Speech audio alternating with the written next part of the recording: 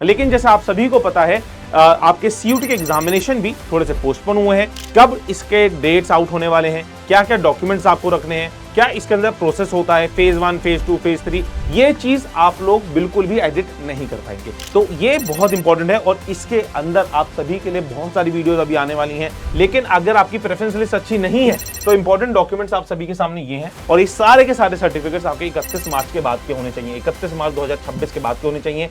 CUT के अंदर 100 percentile आने के बावजूद भी आप सभी का दिल्ली यूनिवर्सिटी के अंदर एडमिशन नहीं होगा अगर आप लोगों ने ये वाला प्रोसेस मिस कर दिया। तो दिल्ली यूनिवर्सिटी के अंदर एडमिशन लेने के लिए आप सभी को सीयूटी के एग्जामिनेशन के बाद सीएसएस पोर्टल यानी कि कॉमन सीट एलोकेशन सिस्टम के अंदर पार्टिसिपेट करना पड़ेगा, अपने आप को रजिस्टर करना पड़ेगा।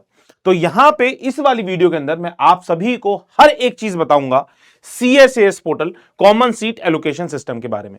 ये वाली वीडियो हर एक बच्चे के लिए इंपॉर्टेंट है क्योंकि दिल्ली यूनिवर्सिटी एकमात्र ऐसी यूनिवर्सिटी है पूरे इंडिया में जहां पे सबसे ज्यादा बच्चे एडमिशन लेने की इच्छुक रखते हैं, राइट। तो अगर आप लोग दिल्ली यूनिवर्सिटी के अंदर पार्टिसिपेट करना चाहते हैं तो ये वाली वीडियो जरूर देखिएगा, पूरी वीडियो देखिएगा, छोटी सी वीडियो बनाऊंगा, हर एक इंफॉर्मेशन आपको जरूर दूंगा। कब इसके डेट्स आउट होने वाले हैं, क्या क्या डॉक्यूमेंट्स आपको रखने हैं, क्या इसके अंदर प्रोसेस होता है, फेज 1, फेज 2, फेज 3, हर एक चीज इस वाली वीडियो के अंदर आप सभी के सामने पूरी पेश करूंगा। चलिए शुरुआत करते हैं। सबसे पहली चीज आप सभी के सामने आता है एडमिशन प्रोसेस की। अगर मैं बात करूं तो आप सभी ने सीयूटी 2026 का पेपर दे दिया है, आप सभी ने सीयूटी के लिए रजिस्ट्रेशन किया था, तो ये रजिस्ट्रेशन पहला स्टेप हो चुका है आपका। अब फेज 2 शुरू होगा, स्टेप 2 जिसको हम बोलते हैं, लेकिन सीएसएस पोर्टल का फेज 1 होगा जहां पे आप सभी को यूनिवर्सिटी ऑफ दिल्ली के अंदर अप्लाई करना पड़ेगा। इसका पोर्टल खुलेगा जैसे ही वैसे ही आपको मैं बता दूंगा। तो बहुत सारे बच्चों को डाउट था कि सर हम लोग तो वेट कर रहे थे मई के लास्ट वीक में खुल जाएगा, क्योंकि एक आर्टिकल भी आया था जहां पे इन्होंने क्लियरली बोला था कि लास्ट वीक ऑफ मई में आपका सीएसएस पोर्टल खुल जाएगा। लेकिन जैसे आप सभी को पता है आपके सीयूटी के एग्जामिनेशन भी थोड़े से पोस्टपोन हुए हैं। 6 और 7 जून तक आपके सीयूटी के एग्जामिनेशन जा रहे हैं, तो मोस्ट प्रोबेबली आपका फर्स्ट वीक ऑफ जून तक आपका सीएसएस पोर्टल खुल जाएगा। जैसे ही आउट होगा आपको इस चैनल पे मिल जाएगा, आपको हर एक चीज सीएसएस पोर्टल के बारे में बताई जाएगी। तब जो भी उसमें अपडेट्स आएंगी, जो भी चीजें उसके अंदर आपको फिल करनी होंगी, हर एक चीज बताई जाएगी। लेकिन तब तक लास्ट ईयर के बेसिस पे एंड लास्ट बहुत सारी ईयर के बेसिस पे जो जो अपडेट्स या फिर जो जो प्रोसेस के अंदर रहता है मैं आपको समझाने वाला हूं, क्योंकि मोर और लेस सेम ही रहता है हर एक साल, ठीक है।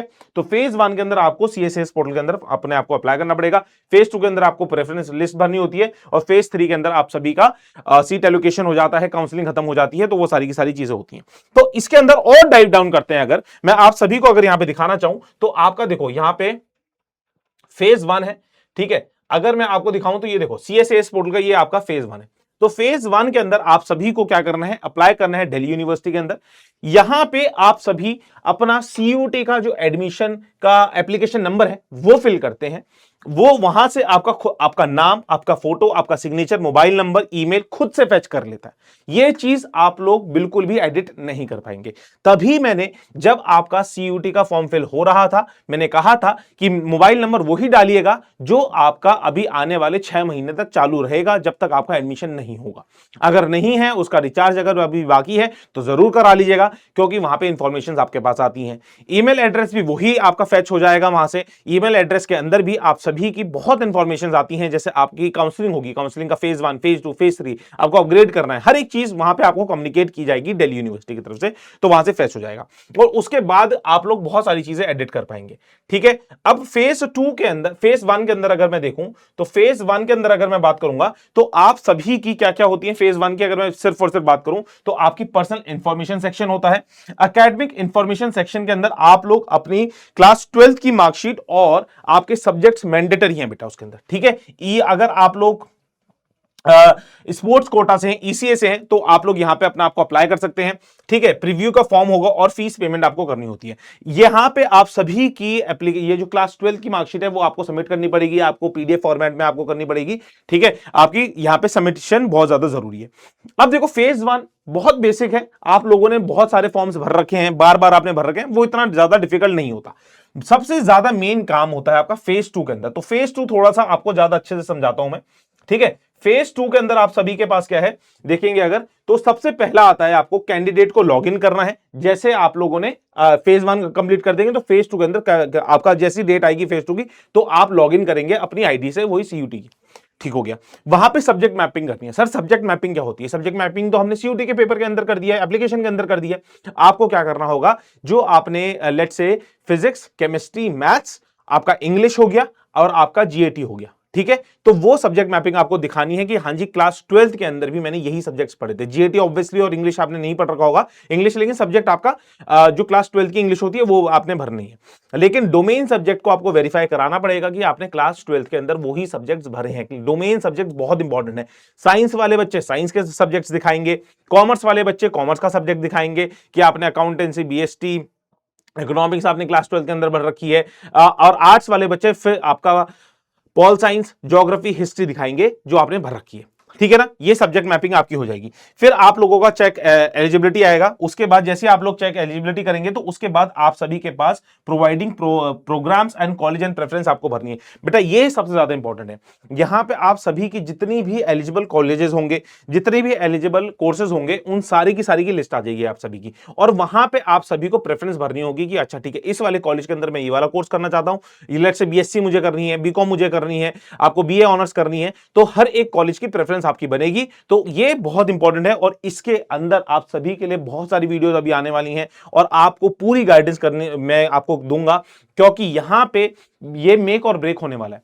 क्योंकि यहां पे बहुत सारे बच्चे ऐसे होते हैं जिनके मार्क्स कम भी आते हैं लेकिन प्रेफरेंस लिस्ट उन्होंने बहुत अच्छी बनाई होती है, तो उनकी बहुत सेकंड काउंसलिंग तक, थर्ड काउंसलिंग तक कोई अच्छा कॉलेज मिल जाता है। और वहीं पे अगर आप लोग बहुत अच्छे मार्क्स लेके भी आ गए लेकिन अगर आपकी प्रेफरेंस लिस्ट अच्छी नहीं है तो डेफिनेटली आप लोगों के मार्क्स, आप लोग किसी अच्छे कॉलेज के अंदर नहीं जा रहे होंगे। और यहां पे जैसे ही आप लोग अपनी प्रेफरेंस लिस्ट बना देंगे तो उसके बाद सबमिशन करना बहुत ज्यादा जरूरी है, वो फेज 2 कंप्लीट हो जाएगा। तो बेसिकली अगर मैं मोटा माटी बात करूं तो फेज 2 सबसे ज्यादा इंपॉर्टेंट है आप सभी की पूरी काउंसलिंग के अंदर। और फेज 3 के अंदर आप सभी का क्या होता है, एलोकेशन कम एडमिशन होता है। यहां पे आप सभी को मेल्स आते हैं कि आपको इस पर आपकी प्रेफरेंस लिस्ट 20th प्रेफरेंस आपकी थी वो आपको मिल गई है, उसके अंदर आपकी सीट्स मिल गई हैं और आपका वो सारी की सारी चीजें हो जाती हैं।